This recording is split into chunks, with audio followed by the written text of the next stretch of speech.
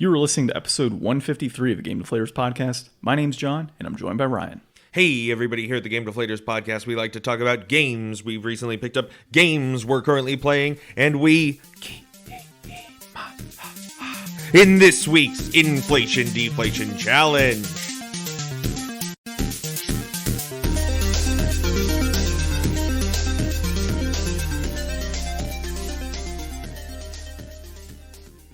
So if you weren't able to hear Ryan just now, we are going to be attempting to, I guess, kill Mom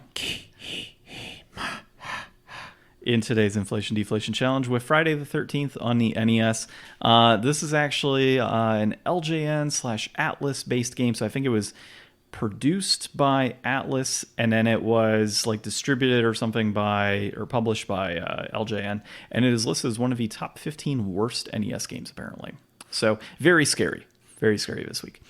But, Ryan, on this week's episode, we've got some pretty cool stuff. We're going to be talking Critical Role video game in early development.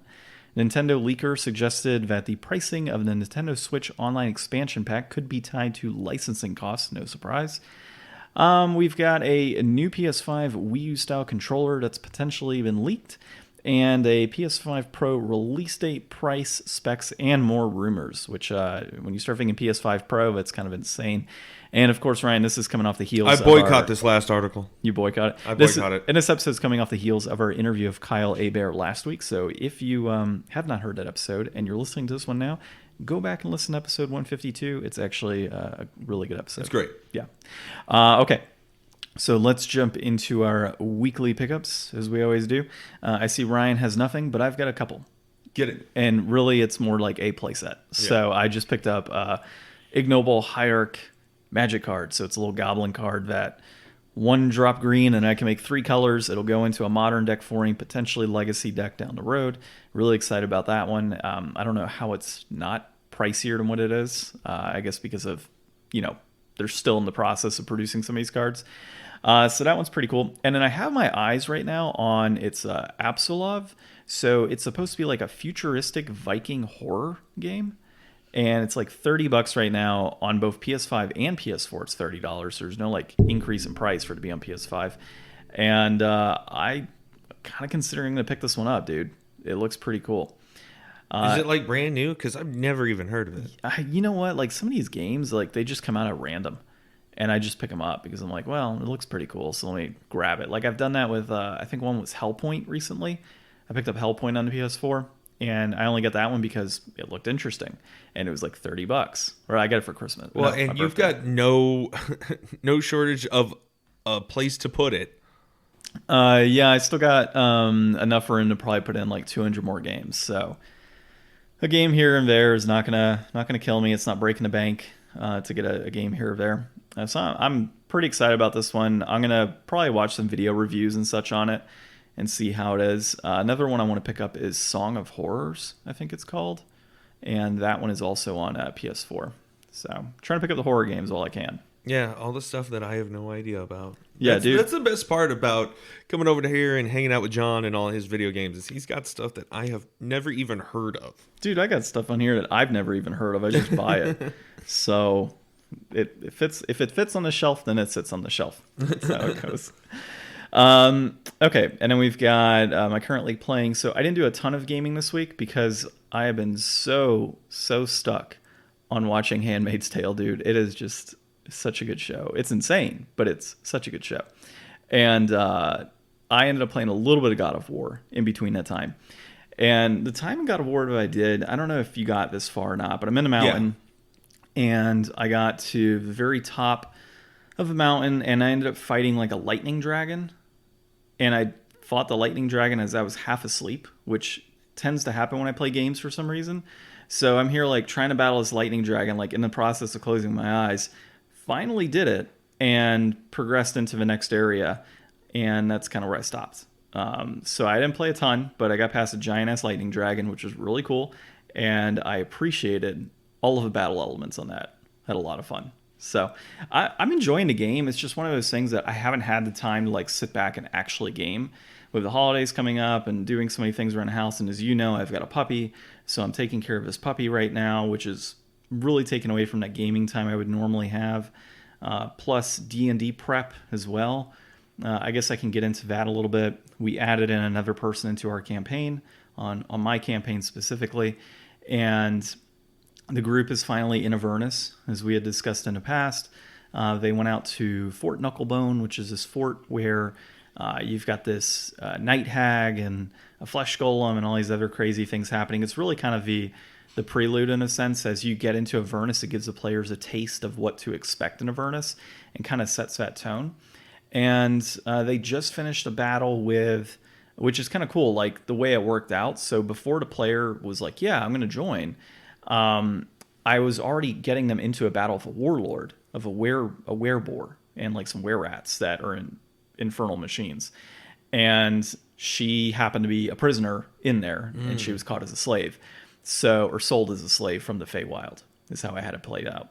And yeah, so they got together with her, and they made their way across to, as they don't know yet, but Harriman's Hill, where there's a bunch of knights who have been crucified on iron trees, and their blood is sucked out every single night and given to a vampire who is also a traitor. So he has to sit in agony on this iron tree and get fed the blood of all of the knights below, and then like their blood regenerates over the period of the day, and it's just constant back and forth agony and torment. And so my players decided it was a smart idea to rip one of them off of a tree, which then results in a bunch of sturges coming to attack them. And then the other situation was they tried to go murder hobo on the guy that was like on this big tree. So I played out like there's this giant iron wrought tree that is sitting on top of this hill, and there's this guy that's stuck there, and he's looking down and everything, and he's getting fed this blood. And then Jenny is like, I'm just going to kill him. I'm like, did you not get the whole, like, I'm feeding you all of this, like, large tree, individual person on said tree. Individual person tells you, like, I was just like, he says, before you try to kill him, like, no, stop. I'm also a traitor of Zariel. To try and get them to pause for a moment and be like, maybe we shouldn't go murder hobo and kill this guy because he might be critical to his story. Like, Too late? No, it wasn't too late, because they started talking to him, and as they were ready to kill him, they're like, well, just rip him off the tree. And as they were doing that, I had Harriman, which is like a knight of Zariel, basically, ride down on a nightmare from the sky with a flaming sword and pointing it at them. And that's kind of where we ended the night. So they're in the process, like, trying to rip this guy off, and like, here comes this big baddie Narzagon out of the sky with a nightmare, like, ready to kill them. So yeah, that we continue that tonight, actually. So I'm excited to see how all that plays out. But yeah, it's been going pretty good with that campaign. So that was my week. Awesome. Yeah. Yeah, I haven't picked up anything this week, so whatever there. I played a little bit of Metroid Dread this week, not a whole lot. I just got to the grapple beam, so I've been talking to some people about it, and I've seen some videos online, and I guess the consensus is that Metroid games have always been tough, so it's okay that I think that it's kind of tough. So that's good. I really am still having a good time. I think that my stance on the Emmys hasn't really come around yet, but I still need to finish the game and see where it goes. I don't think it's going to take me too much longer. Ooh, sorry. To get through, but I also started building some decks now that I've got a bunch of Midnight Hunt, a bunch of Forgotten Realms. I've got enough stuff to try to bolster together some kind of cool tribal decks just to mess around with. So I've been building a vampire deck, a zombie deck, a werewolf deck, and a like human deck. I tried to build a deck out of like, there's all kinds of like humans that transform into like spirits and other spirit cards and things to transform into demons and stuff, but I don't think I have enough pieces to really put together something like that. Like, I pulled out all the white and blue that I had to see what I could cobble together, and by the end of it I was like, I've got like the tribal that they're all spirits, but just not enough of them interact in any meaningful way for this to really have any kind of point to it. Like, yeah, the vampires all have this great trigger effect if an opponent took damage this turn. And, if you're playing a black-red deck, you can just do a burn and then play these vampires and get all these great bonuses. Like, that's going to build up momentum and actually accomplish something. The werewolves, I don't know. That doesn't seem super strong from what I have. Like, I'm just cobbling together what I have. I'm not running like 4 of 8 cards and then my lands. Like, I've got a little bit of this, a little bit of that. And it just seems like so-so. The human one seems pretty strong with the Coven ability, which is like whenever you have 3 creatures with a different power, you get this added bonus. And a lot of that stuff seems pretty cool. That has some transforming things. The one thing, though, like trying to put together, especially the werewolf deck, I'll say that, like, 60% of the cards that aren't lands are double-sided. Yeah. So I need to get enough placeholder cards to put in the deck to make up for all of those cards that I need double-sided versions of to be able to use. So I'm going to have to probably keep a lot of my extra doubles, at least for those ones, so that it's easier to play with. So... Well, I will look through a lot of my commons and uncommons that I have. I don't know if you saw anything when you were going through what I, It's been weeks since I was going through your stuff. I know I have a ton of Innistrad cards from the original set, so I'm sure I got plenty of zombies and werewolves in there, and vampires. So whatever I can find that... Well, I'm just trying to throw together some stuff that's like all from the same, just these most recent 2 blocks to see how that stacks. Like, I have a whole bunch of old vampires from like Zendikar and stuff that I could throw in there, but I want them to be all kind of from the same realm of where they're coming from. And I even kind of excluded, like, there was a lot of Forgotten Realms cards that I thought about adding in, but then, like, thematic wise, it just wasn't like as on point. So I left a lot of that stuff out. Actually, I did try to incorporate a couple of the classes. The Ranger class is really good. There's a zombie commander deck for Innistrad that came out. I have 2 of the commander already from that one. Oh, okay. That I just pulled. Yeah, I need to purchase. The Puppet Master is like crazy. Oh, really? I want to purchase a 2019 set of commander. I haven't done that yet. I got some, I mentioned a while back, I got some credit card money coming in, the reward points. So I'm going to likely pick that up. And then I've got some cash aside from, I just got my windshield done. So, some of these places are like, we'll give you a gift card for getting it changed through us. So I have like $75 coming my way from that. So we'll see how it all goes. The other thing I did this week, if you guys check out on Netflix, they got the Movies That Made Us. They got the Toys That Made Us. Those are both great like series. The Movies That Made Us came out with a season 3 that is mostly like horror movies. So it's got like Friday the 13th, Nightmare on Elm Street, Halloween, RoboCop, Alien. There might be another one or 2 in there. But, we're playing Friday the 13th this week. I've never really been a huge movie horror buff myself. I was always very scared as a child of them. So I didn't really grow up with them. And then as I got older and started watching them, I found most of them to just be dumb for the most part. So, some dumb fun to watch every now and then is great. But I've never really seen a lot of these classics, and seeing the behind the scenes and like learning about these movies that like really built the horror genre is like, it was really interesting, and I got a lot of good stuff out of it. So if you're into that stuff, or even if you're just kind of like tangentially into horror, like, I don't know if anybody else is into, like, I always used to read like the wiki synopsis for horror movies because I wanted to know what happened, kind of, but without all the gore and tension. Yeah. So I used to do that a lot too. So this is a great other way to get kind of an insight at like how everything did. And it's cool how Hollywood works from an outsider perspective. So that's very neat. Nice. Enjoy that if you're into that. Well, they also have the Toys That Made Us, which is also pretty cool too. Yeah, I like that great. one.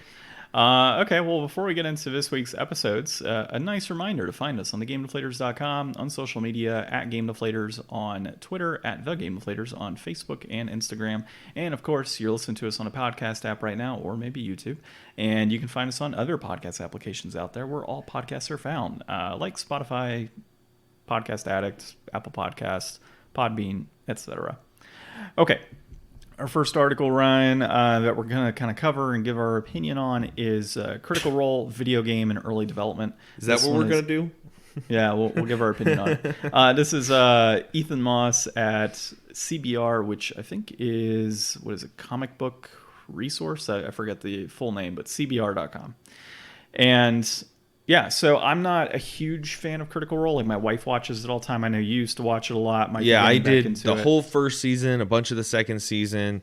I love all the actors on there. I think they're all super awesome people. I think that what they've done with that is really amazing. What they've built up. They've got that animated show that's going to premiere soon. They've done, I think, later this year or beginning of next year. Yeah, they've done like releases of their characters voice acted in other video games, but now they're finally going to be working towards an adaptation of their own game. Well, they've even got D&D settings and such. Like, I've got 2 of their D&D settings. I've got one, yeah. Yeah, I think you have the Tal'Dorei one as well. Yeah, so, like, you know, when I say I'm not a huge fan of it, like, I love Critical Role and what it is. I would rather play D&D than watch it. Yeah, it's play not D&D. It's not for everybody. Like, I kind of lost touch. Like, there was a time when I was in college where I would come home and I'd eat a whole pizza and watch Critical Role once every week. Yeah. And that I can't do either of those things anymore. Yeah. So I think that. So this is what my thoughts were as I was going through here. I mean, obviously, this is so early stages. Like, it's just an idea. There is no game. You know, we don't know what it would be about or what it would cover or if it would be a new thing or if it even would be the gameplay old style. thing. Like, is it an RPG that This they're is- playing? yeah. Is it a fighting game? Like, what are you envisioning here? I'm assuming if it's going to be faithful to Critical Role and faithful to what that means as a D&D product. I mean, D&D is an open source licensing for most things. So, like, for the most part, they could release, like, an isometric RPG in the style of, like, Baldur's Gate, or even use, you know, some of those engines to, like, really, I don't know. They could do whatever they want, but I just hope it's not just going to be some, like, cash grab mobile game. I don't think that they would do that, but I also don't know that they really have the funding and budget to put out, like, you know, a top tier Diablo competitor, you know? Well, I don't think it'd be a top tier, like, Diablo competitor type thing. I do think it would end up being a mobile game. Not because they wouldn't have the budget, but because that would be the easiest way to get something off the ground would be via mobile. Of course, you'd have the paywalls and you know, certain things that you could grab, costumes and all that good stuff. But like, they have, I think that show is going to be through Amazon, so they have a pretty sweet deal, I'm sure, by selling the rights to that show to Amazon. So, Too bad Amazon's not gonna. They could help them make a game, maybe. Yeah, I mean, who knows? Maybe they would. But yeah, I think it'll end up being a mobile game. That's just my general thoughts on it. And it's kind of disappointing if that's what ends up being, is some random mobile game. But, you know, then again, it could be a good mobile game. Yeah, it's not beyond possibility. It's just, you know, when you hear those people and Critical Role, like, it carries a lot with it, and they've been very successful and capable of doing, like, their books are just as good as anybody else's books, you know, and they're capable of doing this kind of stuff. I mean, they've been involved in that industry and they know so many people involved in that industry. Like, they could totally make something really awesome, but just time and money, who knows what that would be, because I mean, none of them are, you know, developers in, you know, like a creating games kind of sense. They worked on games in certain ways, but like, they wouldn't be the main driving point. They would be the face, the product, and they'd have to hire a whole team of people to do all of the rest of it. Yeah. Well, regardless, I think it's an interesting idea that there could be a Critical Role game. I know if it's anything that is, even if it's a mobile game, if it's not like a card type of mobile game or like tile drops or whatever the heck that is, I would be okay playing something like this and seeing how it is, going from there. All right, the next thing we got here is there's a Nintendo leaker that suggests that the price of the Switch's online expansion pack could be tied to licensing costs. This is, again, we've actually had this guy before, Liam Doolin of Nintendo Life. Now, the new expansion pack price, I think, is $50. So you're looking at $25 to get everything that you've always had, and it stays the same. $50 if you want N64 games, your Sega Genesis Mega Drive games, and the Animal Crossing expansion. Yeah, which if you think about it, on a year basis, Animal Crossing's expansion is probably like a $15 expansion pack on its own. So, you'd be paying like $10 extra for 1 year to be able to get access to all of those games, including games like Musha on the Genesis. So, I mean, that in itself would be worth paying an extra $10, essentially, especially if you were already planning on playing Animal Crossing and getting that expansion set. I think that'd be worth it. Or I do think it's still worth it at $50, though. Or they could have just not done the Genesis thing and not had to pay those licensings and added like the N64 and Game Boy Advance for like $10, and everybody would have been like, oh my God. Well, you've also got some of the Rareware games like, that are owned by Microsoft now. Who cares? So Who cares? Genesis, all that Genesis stuff and any of those Rare games, like I'm sure, well, maybe not the Rare games, but like the Genesis games, can't you just play those on like one of those like mini Mega Drives that you can buy at Staples for $60? Like they've been making mini Genesis consoles forever that never got anywhere close to like the publicity of like the NES Mini and the SNES Mini and stuff. Well, and there's people that have been emulating a lot of these games for years. Well, emulating is what. So yeah. I mean, like there's tons of ways to play. It's not worth it. I can't see many people, especially so if you don't have Animal Crossing or aren't interested in the DLC, then this really isn't good for you. Yeah. Because you're getting a whole superfluous thing that's going to cost that $15 extra, and you're not getting anything bonus. And then next year, is it going to be an Animal Crossing expansion, or is it going to be something else? Like they're never going to be able to roll back from that $50 mark, and they're going to have to come up with something at least as good as this Animal Crossing DLC, and they're never going to, I mean, Animal Crossing sold so much and it got a huge install base, but the amount of people that are going to revisit it a year later versus the people who are going to revisit it 2 years later, like at some point it's just not going to be worth that return. Well, I mean, if you kind of think about it though, and we'll be talking about Switch 2. What if like every quarter or every year Nintendo gave away like free DLC, or like that was part of it? Hey, $50, but that DLC that's going to cost somebody $15. Yeah, but for what game? I mean, it varies. I mean, who knows? I mean, and it's not to say that that's the right approach and that's the right deal. But, if there is free DLC that you get annually or quarterly, whatever it may be, kind of similar to what, say every single Nintendo Direct, they say, hey, we have this great DLC coming out.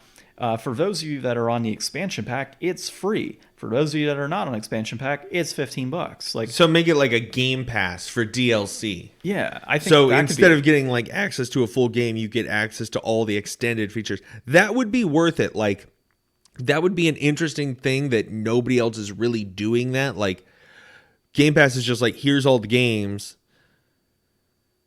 And like a lot of things, like when Sony gave away the Final Fantasy remake, you couldn't upgrade that one to the DLC pack on the PS5. You would have to buy the full game and pay for the DLC to upgrade to the PS5 version. Yeah. So that's actually, you know what, John? That's the smartest thing you ever said. You should go talk to Nintendo. I say some pretty smart things, actually.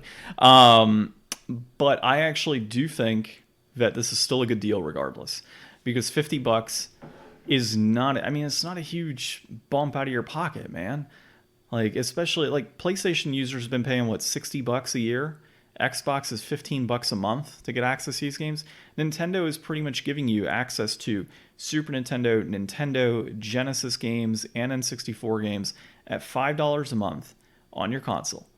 Plus you get the free DLC. And then if they do something like that, a free DLC all, down the road, that makes it even more worthwhile. I mean, they're gonna add more games, yeah, exactly. over time too. I don't think $50 a month is a bad deal. I think if you are not willing to pay, or not $50 a month, sorry, $5 a month. I think if you are not willing to pay $5 a month, you might want to rethink your hobby, on something like this. Yeah. Especially if you've already got the online set at $25. Like, it's one thing if you, I mean, really, there isn't an excuse, because if you're already paying $25 and you want those N64 games, it's $2.50, not even that, $2 more a month that you're paying. Because, I mean, with 12 months in a year, yeah, it's $50 is even less. It's like $4.25 a month or some crap like that. The one thing I would really like to see to make it more worth the money would be for Nintendo to actually put in the time and money to build up the base online service. Let's get voice chat through the game instead of through a mobile companion app. Let's get like Mii's that are associated with your online profile instead of friend codes. Let's get, full featured like chat and messaging and like stuff, like all these other base services that have been well expanded since the Xbox 360. Like, Nintendo just hasn't ever meaningfully made those adjustments. Well, and I think they could have had the opportunity to do that type of stuff through the finances built using this service at $50 a month. But based on this article, they're saying it might be licensing costs. So you're paying Sega, you're paying different developers and publishers that have made these games on Sega, so whatever royalties go to them. You got Microsoft tied in with Banjo-Kazooie, so maybe Banjo-Tooie down the road, and any other games that they could currently own. So, yeah, I think like a lot of that like crazy profit that they would have been making is probably not as good as it would have been if they went through, to your point, Game Boy, Game Boy Color, Game Boy Advance, all of that good stuff. So I am curious to see how this pans out in the long run. Will the boost, turn into better features down the road? Or is this more so, hey, we have to boost it because, well, we don't really have much of a choice and we're losing money if we don't boost it. So we'll see. Anything else on this before we jump into the next piece here? You mean the new PS5 Wii U style controller potentially leaked? But hey, one other thought actually on this other one. So one of the reasons they said that Sega was going to cost them more within this is because the Wii store was so unsuccessful for Sega. Sega didn't make enough money on it, but they said, okay, well, you want to use our games again because they didn't support on the Wii U. It's going to cost you more money, is kind of what this was saying. So another piece to that. But yes, new PS5 Wii U style controller potentially leaked. This is Tyler Fisher at comicbook.com. Dude, I saw the specs on this, or not the specs, but I saw like the diagrams and whatnot. It does not look like a Wii U controller. Well, it's just a basic rendering. Like, that's not what it would actually look like. Like, their patent stuff is always like, I know, but like you would looks think, like an IKEA catalog. You would think that it would have like a screen and all this other stuff, but it looked like two controller like circles right next to each other. And then it had another thing that looked like maybe a tablet screen that had the controls on it to kind of give you the idea that maybe it was like a touch screen with the controller buttons on the screen. That's kind of how I was reading it. But like, even that's not really a Wii U style controller, because a Wii U controller was, especially when you think of the pad itself, was pretty much a Switch. That's all it was. It was just controller, buttons and stuff on the side, screen in the middle. So if you're going to be doing something like that, why call it a Wii U style controller when the renderings are clearly not even close to that? Yeah, I mean, in the article they also reference Microsoft's adaptive controller. Yeah. Which, that's a really cool accessibility thing. They've been able to really bring a lot more people into the gaming space with that accessibility to a new usable control style. So if this is Sony's way to, do something like that, I'm all for it. That's great. But if they're just trying to build some weird, hacky, extra, functionality thing, like, why are you wasting time and resources instead of like PSVR 2, which we'll kind of touch on in the next article too, like it just doesn't make any sense to me. Like, no, like you've done so much with the new PS5 controller. Everybody loves the adaptive controller. Like, it's got so much going for it. Like, to try to do this, and like how much is it going to be, and what's it going to bring to the table? What's it going to exclude from other people? Because like the thing is, like the Wii U gamepad came with every Wii U. Yeah. This is not going to come with every PS5, if it even is ever going to become a thing. And who's going to support whatever crazy gimmick it's supposed to do if only a fraction of the market's going to have? It would be something like the Kinect that would just die. Yeah. Because like it would be good for Just Dance or something, and that's about it. Well, maybe that's what this is. Maybe this is some sort of like item that is included within future console sales, or it's included with PSVR. There's some sort of tie-in. And I mean, patents are patents, right? So the article even states in here, and we know this as well, not all patents actually end up being anything. Yeah. It just ends up being a patent that's like, okay, cool, we're going to put in a patent because we have an idea. We want to make sure that it is not taken from any other competitors and it's ours, right? And if we decide to move forward with it, we will. And so, yeah, I mean, this could be anything. It could be PSVR. It could be a gimmicky thing. It could be a new Vita for all we know. Vita 2 or some shit like that. So The Vita tablet. the Vita tablet. I don't know. That might be pretty cool. Now you're living La Vida Loca. You know, if Sony created some sort of like handheld device that's specifically just linked up with like PlayStation Now, and you had access to the entire library and you could play in handheld mode all the time on the go, that'd be pretty cool. Sony just needs to make like the perfect Sony branded phone clip-on controller and sell it bundled with their Xperia line phones. And PS Now free Yeah, for and like just a year or something. Yeah, and just do that and have like the PS phone. Like that's what everybody would, people would buy that. And the fact that they never did that in the past, I've gone on about that before, but yeah, it would make so much sense. That would make sense. I mean, you're selling Sony phones, you're selling a Sony adaptive controller that attaches to the phone, and then, oh yeah, we've hooked you up to PlayStation Now and potentially other purchases down the road. Hey, Jim Ryan, you remember that accessibility you were talking about? That's how you do Getting it in the hands of millions of people? Yeah. Make it an affordable gaming phone that comes with a Sony branded clip thing that has like the same feel like a Sony controller. That's how you win. Yeah. That's how you win. That is how you win. That is how you get in the hands of billions. Okay. So the next piece we have here that kind of ties in is the PS5. Huh? Nope. No? No, You don't like boycotting this article. You don't like this one? You're boycotting? Go All right, for I'm it. going to talk about it. So the PS5 Pro release date, price, specs, more rumors. This is Lori Grunin at CNET. So Ryan has in his It notes hasn't here, even been a year yet. It hasn't even been a year. We can't talk about the PS4 Pro when it hasn't even been a year yet, and most people don't even have a PS5. PS5 Pro. But Ryan has his notes here. No, absolutely not. It hasn't even been a whole it. You see, folks, he puts in typos on his own crap. Yeah, I do. Yeah, I'm not that's why I mess up. I'm not a good typist. Yeah. So I was typing on my phone. Here's the thing. It says that they are anticipating, if this is to happen, it would be 2023, 2024, which makes sense. I think it would happen. They're saying it would kind of... As long as I get a Slim, too.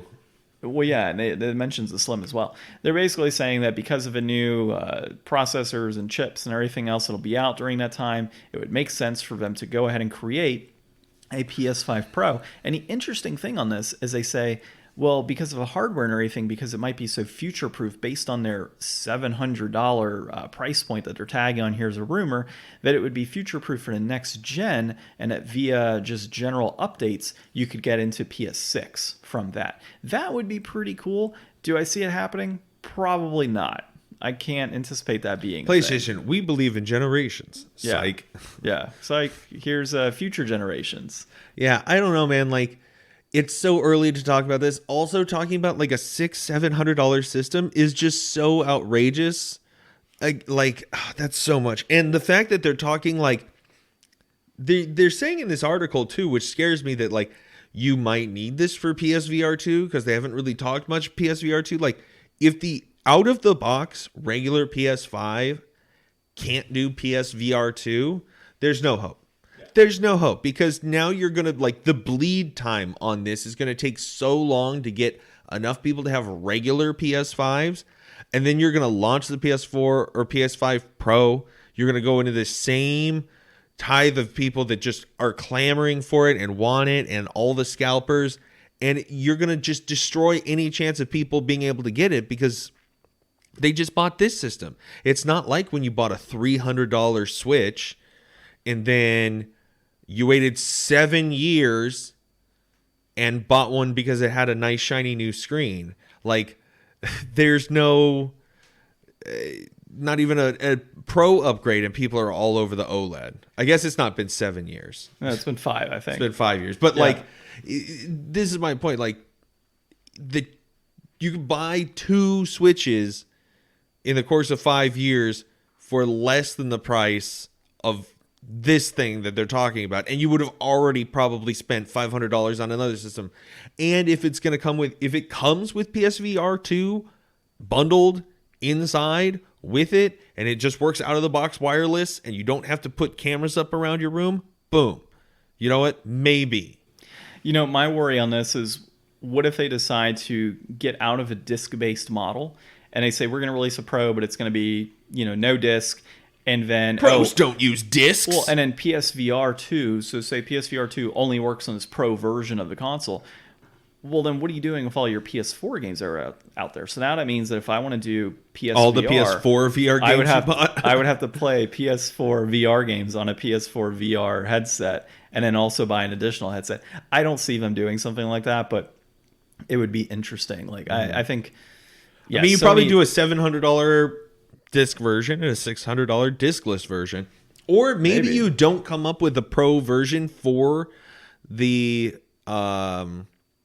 discless, because maybe you realize that, like, that's kind of what we've got with the Series S and the X. Yeah, like, it's a weaker system, and it doesn't have a disk drive, which makes it more affordable. So it's like, people who just want it for the digital games, like, it's the perfect solution. Like, there's no reason to have a $600 mega, but you can't put a disc in it version. Yeah. It doesn't make sense. I agree with you. Well, we'll see. I mean, we are far from Thank God. any chance. Hopefully this is the last time we hear about this for years. So coming next week on the Game Deflators Podcast, we talk about the PS5. Every week for the next 5 years. It's the PS5 all over again. The worst time of my life. Well, be happy I didn't include those rumors on a new Nintendo Switch Pro again. Oh no, I was reading those. Yeah, those are out again too. But it's just gonna be the next console. Yeah, it would have to be. Yeah, which is better. Yeah, it is. But now we're gonna have, sometimes dead is better. We're gonna have random articles on that over the years. Okay. So our game this week, we played Friday the 13th. The 13th, released in 1989 on the NES. This was developed by Atlas, published by LGN, and released in February of 1989. It is a survival horror game and is considered one of the worst games of all time. In multiple ways, like, not just like one of the worst games. It's also hard. One of the worst movie adapted games, one of the worst horror games, one of the most difficult to get through games. This game I actually really liked for some reason. Like, it wasn't good, but it was interesting. There's a lot going on. I could see how this game, to like a young kid back in 89 when this came out, if they were like, oh man, I gotta all the way through this game, man, and really got into it, I can see this offering a lot of challenge and a lot of trying to get it right, a lot of replayability. But it's like hard and not great. So I mean, even though it's like, it's got all the recipes for what would have been a great game, it just couldn't really cash that check. Yeah, so the idea behind this game is you got a bunch of kids, your camp counselors. So there's like 6 camp counselors you can choose from. There's various cabins, large ones and small ones. throughout Camp Crystal Lake. You have a map. Yeah, you've got a map that you go based off of. There's like a cave, there's several forest-based areas, and there's main roads that you go on. While you're on the roads, you have like vultures attacking you, zombies, wolves that can get to you, bats, all these crazy things. And you pick up items along the way like lighters and gasoline and vitamins and a whole bunch of crap, right? Machete. Yeah, pretty much everything you can think of. Some sort of like sickle that returns back to you. That was interesting.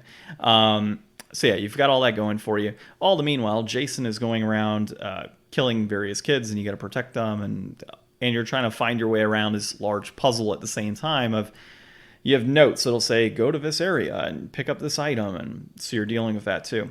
Trying to stop all the kids from getting killed by Jason, and I don't know like if there's a way to kill Jason. It says if you get the torch, it's like a powerful weapon. There's several things. It says that Jason, it's kind of similar. So the battle with Jason, whenever you find him and come across him, it's not random. He has a pattern, but it feels random in a sense. And when you come across him, in some scenarios, you have like this punch-out style vibe where like he's attacking and you're trying to dodge and hit him at the same time. Apparently, you can like kill him in those situations, like he goes away. But then you have to, of course, find more items to try and deal more damage. I think they said the torch is the biggest item that deals damage. But the other thing is that there's in-game days for this, and you have to kill Jason 3 times over the course of 3 in-game days, all while trying to do all of this crazy crap, dodging all these monsters, picking up all this stuff. So it's clearly a difficult game. And when you have to go to certain areas like, for example, the forest, or if you have to go to a cave, it's like this winding path of just a maze, essentially. Like, it is so difficult to get in and out of the forest. I want to see a speed run of this game. You actually need a guide at some point. Unless you remember every single twist and turn you take in this forest or in these caves, you need a guide to get through it. And the worst part about it, as Ryan and I were playing, is when you're stuck in the forest and you can't find your way out, and Jason's going off and killing kids by the cabins, and you're trying to figure out how to get out of his forest and get there in time. It's just terrible in those elements. And we should have done the speed run. It's only 3 minutes. 3-minute speed run? I think it's, what is it, 2 minute 58 second. Okay. We could have been through that in no time. We'll have to watch a speed run to get the idea on how to beat the game. And then That's we'll go what back. we should do from now on. We should just try to find games that we could figure out how to do the speed run in 10 minutes. That'd be pretty fun. Well, speedrunning, dude, it takes quite a while to get there. Yeah, but if he can do it in 3, we could at least do it in 20, and we would have saved ourselves 20 minutes of heartache. That's true. No, I think we played longer than that, 'cause we were stuck in the woods for probably 20 minutes. This is true. But yeah, so the woods area and like the cave, it's actually, from what we were reading a while back, it's intentionally done that way to make you feel like you're actually lost. It's like I think it's like a Lost Woods situation. Yeah. Where if you don't do the right pattern, it's an infinite loop. But it's honestly frustrating. Yeah. Like, it really is. Like, I'm in this game to try and play it. I'm not in it to get lost in a set of woods. And I get why they did it, but it's not helpful when you have like crazy elements to the game occurring and you can't find your way out and kids are dying. Like, if I was in that situation in the woods, I wouldn't necessarily, and obviously it's based on the time it was made, but I wouldn't be lost. Like, if I was lost in the woods, I would have no idea how many kids are dying in those cabins, right? Like, realistically, it should be a situation where, based on how much time you were in there... Don't go realistic 1989 NES title. Okay, hold on. So what should have been is, based on how much time you spent in the woods, it removed a certain amount of kids. So if you were in there for, like, say, 10 minutes of gameplay, X kids are gone. Or if you hit so many different, like, locations, you went on, like, 10 different roads, well, it's like every road you go on, a kid is missing. Something like that. It's just, yeah. I didn't like that component. That really kind of killed it for me while you were playing. I could have dealt with the going in a forest and maybe having a map open up for the forest and going through various areas there, and then having the roads that we would normally traverse through. But it really just kind of killed it for me, getting lost and wasting so much time and having so many of the kids die in that process. That killed it for me for sure. I like the visuals. I do too. I thought it was a good looking game. Yeah, I do too. I really liked that. The music was interesting. You had called out it was like Zelda trying to get to... it sounds like Zelda. Yeah. Like in the fairies, when you're in like the cabin, it sounds like the fairy song. It was really interesting. So the music is definitely not something to write home about, but I felt that the combat was pretty good. Battling the different werewolves and such.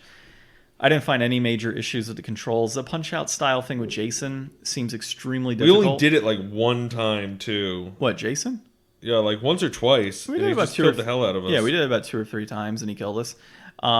Yeah, so I mean, the punch out thing with Jason's kind of weird, but I do like the going into cabins and that having to walk forward and you can take your twists and turns and see what's going on. So like when you turn around and Jason's next to you, you're like, oh shit, Jason's there. So that was pretty cool. It brought in that horror element. And the spawning of zombies though was like excessive. I felt it was a lot. You're walking around and it's just zombie mania. Yeah, I mean it's not like they're hard to kill. They're super easy to kill. It's more of a nuisance of like, really I got to kill like these 4 flipping zombies to take my next step. So that I felt was kind of dumb. I will say John didn't have the manual for this one, so I looked up a PDF of the manual so we could figure out what we were doing. It's a good manual. Mm-hmm. It's got like good illustrations in there. It's got like pretty comprehensive like guide of all of the different states of play and how the controls are in each of those states of play. It's got like some good advice in there on like how to at least get started. It's got like descriptions of what all the items do. It's pretty good. Yeah, I like a good manual. And I actually, dude, I love collecting manuals on NES when I can find them.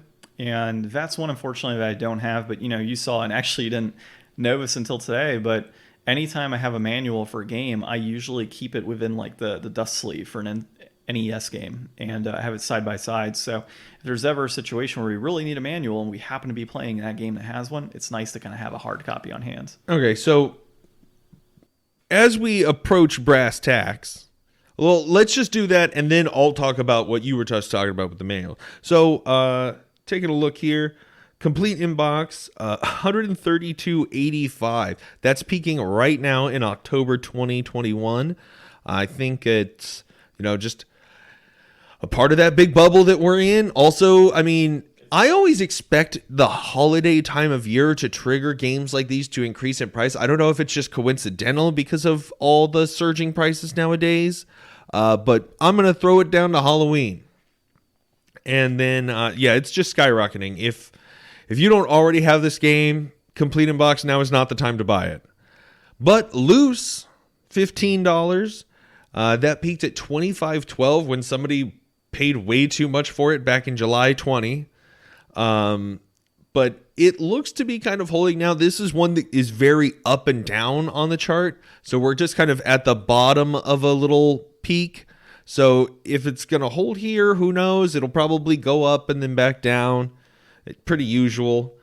I would say that if you take a look at the price charting, okay, loose, $15. Box, $50. Manual, $20. So for $75, you could put together a $132 complete version to sell. So if you Captain Planet this thing or Voltron it together, you could make $50. So there's your end point. Yeah, I mean, 75. I mean, you're saving $60 easily.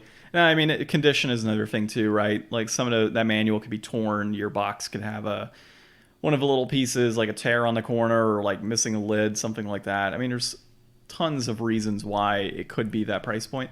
But you're right. I mean, if there's an opportunity to buy, like piecemeal it out and get it like that, yeah, no problem. Definitely do it. I've done that with games before. Like if you're the guy that has the box for $50, like it's so worth your time to go out and spend the extra $15 on the game. Yeah. Stick it in the box and the value of both would go up. I've sold boxes actually myself in the past for games, but I've always based the price of the box based on, so like Castlevania 4 is a good one. I actually had the box for that. Do I care about getting the box for Castlevania 4 and keeping it? Not really. However, I think I sold that box at like $50, and the game itself, like complete, was going for like $90. Mm-hmm. So I was able to, good deal. Somebody happened to have the manual and had the game, and I went ahead and sold them a box for $50, and they probably made it complete. The box has to be the hardest part to get, because if that box isn't with that game and manual, it's in the garbage. Yeah, I've got some RPG boxes actually for Super Nintendo that, like different RPGs that I haven't been able to pick up and plan to down the road. Dude, that's the perks of formerly working in a game shop. Yeah. Loose boxes nobody cares about. You happen to have them and pick them up years and years ago. I would say probably 90% of my manuals came from when I worked at the game store. And our manager's just like, yeah, we're just going to toss them. We're not going to be able to sell them. Like, they just don't, like, and we're talking, 10 years ago, roughly. So 10 years ago. Think about it. So yeah, 10 years ago, we were throwing out manuals. Yeah. Or he just didn't care about it. He's like, you can take them home. So I just imagine all those Blockbuster employees that had to throw away boxes and manuals. Oh, dude, you know how painful it must be? Well, dude, all my dust sleeves came from there too. We had bins and bins of NES dust sleeves, and he was like, we're just going to toss them or you can take them home. So I've had those dust sleeves for years, and have just now recently gotten to where I've used all of my dust sleeves in all my NES games. Mm-hmm. It's actually really nice. But, dude, so complete in box, I don't think it's worth it. I never really think NES games and SNES games are worth it unless you specifically like collecting for that, franchise. So Friday the 13th, maybe you're a huge Jason fan and you want to collect the box. Cool. Kudos to you. I'm big with Donkey Kong. So if I saw, Country 1, 2, and 3 in box, I might pick that up. But a loose copy of $15 for what you're getting, I think that's just right, dude. To be honest, I think that peak at $25, that would be inflated. But $15 for a loose copy of this game, I think is actually a pretty good price point. Yeah. I can't really argue with that. Yeah, you're talking a year ago, it was $10 more. You can buy it right now for $15. Do it. Might as well. That was just one guy that paid too much. Maybe. Maybe that was... Because it's like a huge outlier spike. Oh, I got you. Just during that 1 month. Like right now is still... let me take a look at the chart again here for loose. Right now we're like...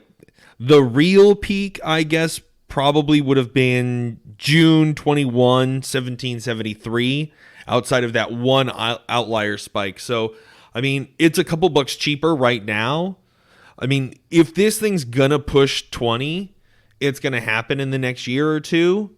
So, unless you want to wait for game prices to really come down. Which, who knows if it ever will. This isn't a bad one. As crappy as this game is, you could seriously, throw together, an afternoon of playing a bunch of horror games and play this one for an hour and get enough out of it, I think. Well, you can beat it, too. Especially if you want to try the speed run of it, or if you really just want to get into the intricacies of this game and traveling through the forest and caves and learning that. And yeah. I can see some value in this title. I don't think it truly is as bad as people make it out to be. It has some reverence. Yeah, I think it is worth revisiting for some of those people that really didn't like it back then.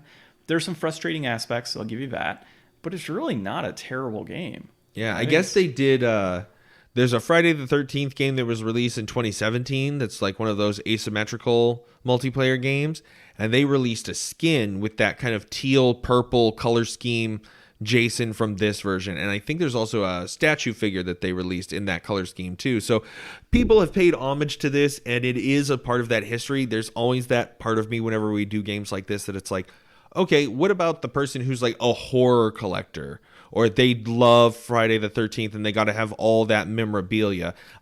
Those are probably, a part of the reason that that complete in box has to be so expensive, I would imagine, just because there's got to be another group of people besides just game collectors vying for it. Yeah, I agree with you on that.